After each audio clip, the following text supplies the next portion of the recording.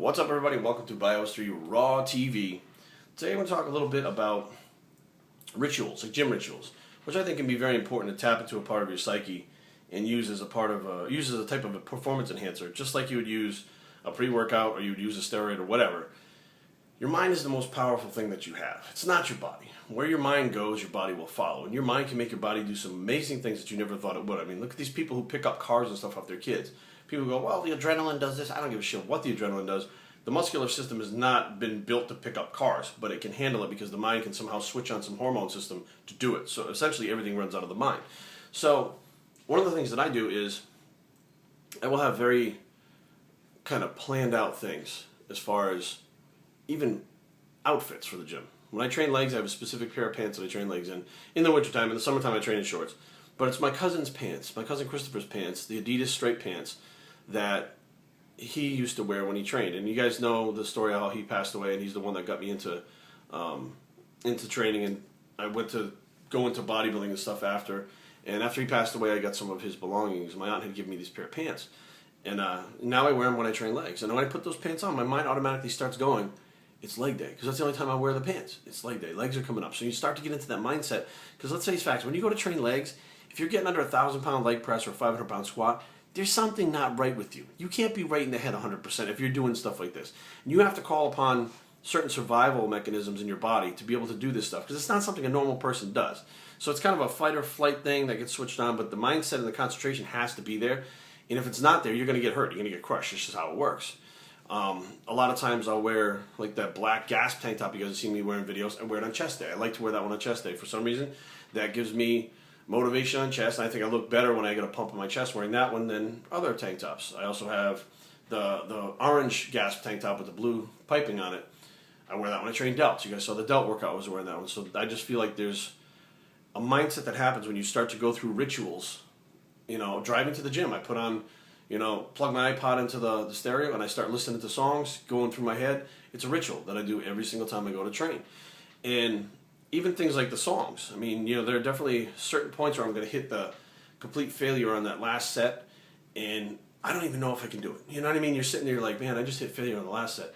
How the hell am I going to hit the failure on this set? And you're sitting there and you're like, you're trying to get your head into it and stuff. But there are certain songs that I can put on my iPod that will kind of click me and snap me right in to the point where I'm like, I'm ready. So like even if you were sitting here talking to me while I was leg pressing, I can't even hear what you're saying because everything is so zoned in because that mindset has changed because I know that set is coming up and the music helped me get there. I get the pants on.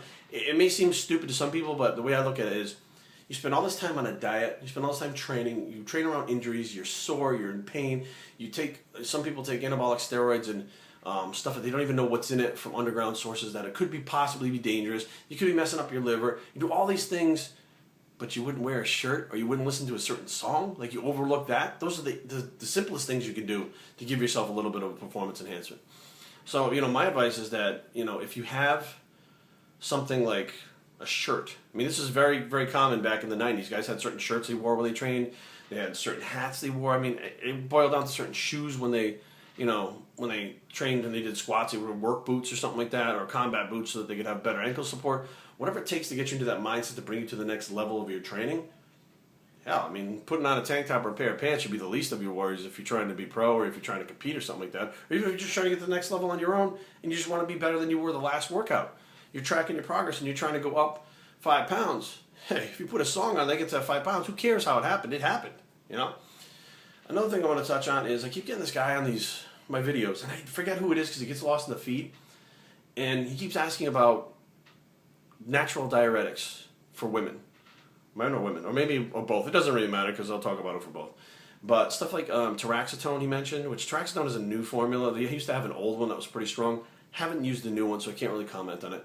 But Expel by MHP, okay, this one I have used. And I can explain what happens with this one and tell you exactly what happens with this one. Now, the reason for taking these herbal diuretics is because you don't want to take a prescription diuretic, something like aldactone, something like diazide, something like Lasix, aldactazide, thiazide, all these different things, hydrochlorothiazide, all these things that are made for medical purposes that may be a little too strong if you're doing a bodybuilding competition. Okay, now, if you really don't know what you're doing with them, they're probably going to make you flatten out, or you can even wind up killing yourself with them because Mohammed Ben Aziza died at I think it was the Night of Champions one year, And I remember Lavroni telling me about it. He said, man, he goes, the guy just died right there on stage. Porter Cottrell, who turned pro with Kevin, who was a good friend of Kevin's, was actually doing CPR on him right there on the stage because he had diureticed up too much before he went on stage and his heart stopped. So they're not something to be messed with. And they can kill you on the day of the contest. I mean, a lot of people I've seen throughout the years wind up going to the hospital, getting rehydrated with an electrolyte formula in there. And they have electrolytes in some of these herbal diuretics, but the prescription ones don't have the electrolytes in them. And they have to be in the hospital for a day or two because they push themselves so far they're on the brink of death. So as far as Expel, I did use it for a competition, and figuring, hey, this is an herbal diuretic. It's not like Lasix. It's not like thiazide. So I probably can use a little more than what the label says. So the label's like 4 capsules twice a day. So I do 4 capsules twice a day. Not seeing a whole lot.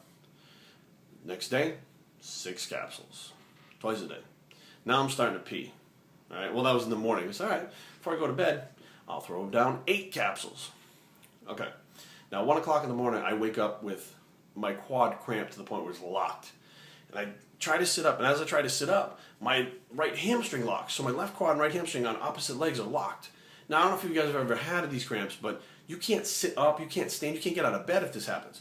So I'm laying there trying to figure out how I can get on my feet so I can stretch my quad back by bending my knee and extend my leg and the other leg to stretch out the hamstring. So the only thing I could figure was very quickly to roll to my side. And as I rolled out of bed onto my feet and stood up, locked one leg out, bent the other leg, and the cramps kind of, you could feel them like they're still there, but they're just kind of subsiding a little bit. And I went directly to the table. Now this Expel has electrolyte formulas in it, which should have stopped that cramping. The bottom line was I took too much of the diuretic when I cut my water, and it acted like a prescription diuretic. It was that strong. So being smart like I am, because I'm old and wise, and that's what happens when you're old and wise, I keep Pedialyte in the room night before the competition. I grabbed a Pedialyte, slammed a half of one of those, called my trainer, said, this is what's going on. He said, yeah, we took too much. Okay, let's rehydrate a little bit with the Pedialyte. Keep the Pedialyte in you. Drink a little water. Then it was touch and go to try to figure out the water balance and electrolyte balance until I wasn't cramping but still stayed dry enough. And I was absolutely flat for that competition. Like, my muscles didn't pop at all, which is the worst thing that can happen to my physique, is to be flat and have my weight down at that light heavyweight division, because that's where I look my worst. So lesson learned, just because they're herbal diuretics doesn't mean that they're not strong. They can be strong. You can kill yourself. You can mess yourself up. So just be aware. If you start with 4, maybe start with 2 and see how you feel. Then maybe you go to 3 if you need a little more. Maybe 4, then go up to the full dose. But the bottom line is, if you start with 2, you can always add a little bit in. But if you take 6 of them, you can't take that away once it's in your body. So once it's working, you're screwed. You got to ride it out and figure out, just at that point, not just how to look good, but how to make sure you don't die. So that's another thing. So be aware that just because something is sold on the shelf doesn't mean, a shelf at the health food store, doesn't mean that it's not going to be able to hurt you. It can still hurt you, trust me. I was laying in the bed and I was hurting when I jumped up with those freaking cramps. BioStraining@gmail.com. Leave comments down below. Check out the blog, www.biostraining.com, which we have a new blog up there with some of the pictures from the Pittsburgh Championships from Team BioBuild and some of the Team the BioBuild members that are across the world now that we're global. And remember, guys, you can't run with the big dogs if you piss like a puppy. And we're out.